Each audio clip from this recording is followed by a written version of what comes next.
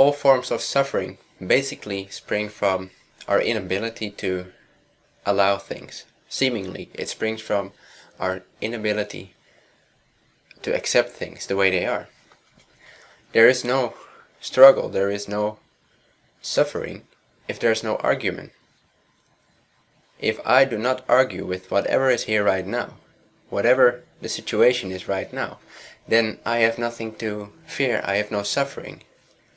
There is no, if I want what's here right now, if I'm okay with that completely, then suffering can't exist, can it? Now this is probably nothing new for you, but the myth is, or the misconception is, that we have to do this allowance, we have to do this acceptance, we have to create it, we have to cultivate it.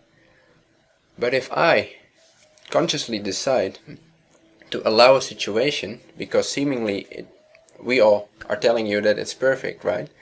So if it's perfect, then I have to allow everything and then it will be perfect.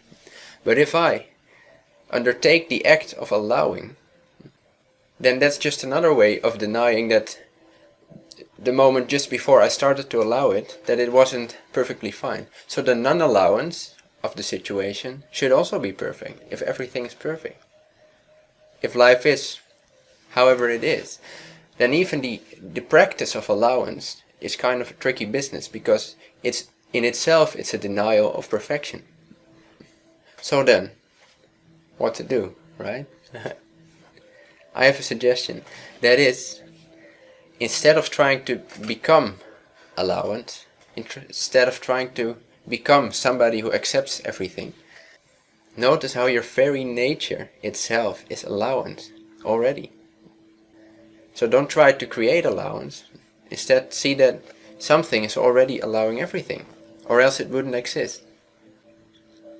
And you could call it many names, you could call it love, you could call it God, if you will, you could call it the source, you could call it life, you could call it awareness. But the fact of the matter is that the very fact that something arises proves irrefutably that you are the allowance of the appearance. You are the allowance of whatever is here, or else it wouldn't be here.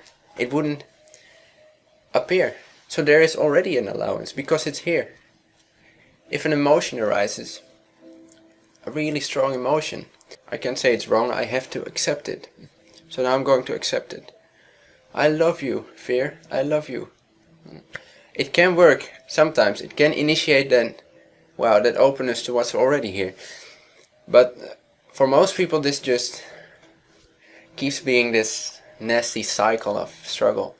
So instead, why not simply see that everything is already allowed to be as it is?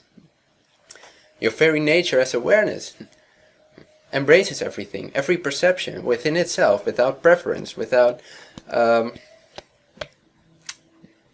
argument. There is no existential argument anywhere. Nothing is in conflict with anything else.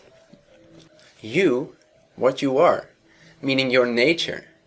And if I say your nature, I don't mean every thing you can think of or do or act upon or enact or express, but your nature must be your nature. Your nature, meaning whatever you do or don't do, your nature is your nature. It's unchangeable. So it's simply here. And every experience you're having is confirmation, is proof, is evidence of the fact that it's allowed to be already. So there's the awareness here, which doesn't make any argument with anything, with nothing whatsoever.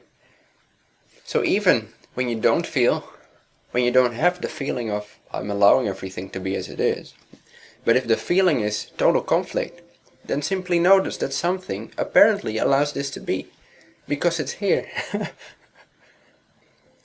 And there's nothing that ever escapes this allowance. The great allowance is already perfectly the case. We can simply confirm this to ourselves. It's really a game of confirming to ourselves what's already true, in order to recognize freedom in our own experience. That's all. That's all this entire game is about.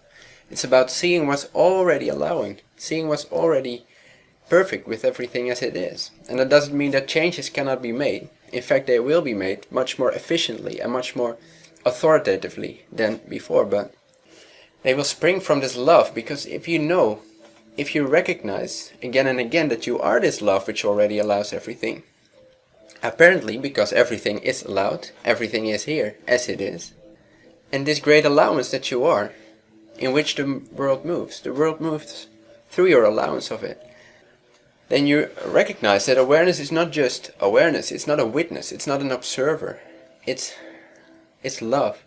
It's complete and total self-love.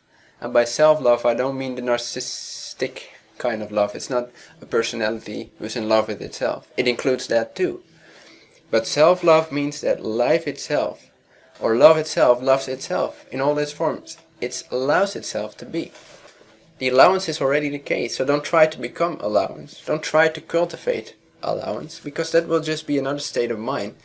And then there will still be a sense of separation all the time.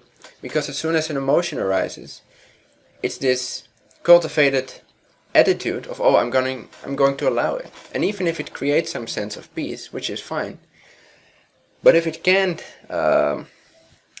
if it's not seen and known that the allowance is already always the case, that you are the allowance, then there will always be this sense of separation, which too is included by the allowance, or else it could not be here. So the very fact that I'm speaking to you right now, the very fact that you're listening to me, the very fact that you're having this experience, whatever emotion or thought or idea may arise, it doesn't matter, because it's allowed already. It's forgiven already. There is no sin. There is no mistake. There is no wrongdoing. And from this knowing, from this recognizing that allowance is already the case, there is a love. There is a love with all things, and there's no fear to engage in life. There's no fear to be with people. There's no fear to help out. It's not like, oh, now I'm awareness, everything is perfect already, everything is allowed, so why should we change anything? No, let's create peace on this planet. Why not?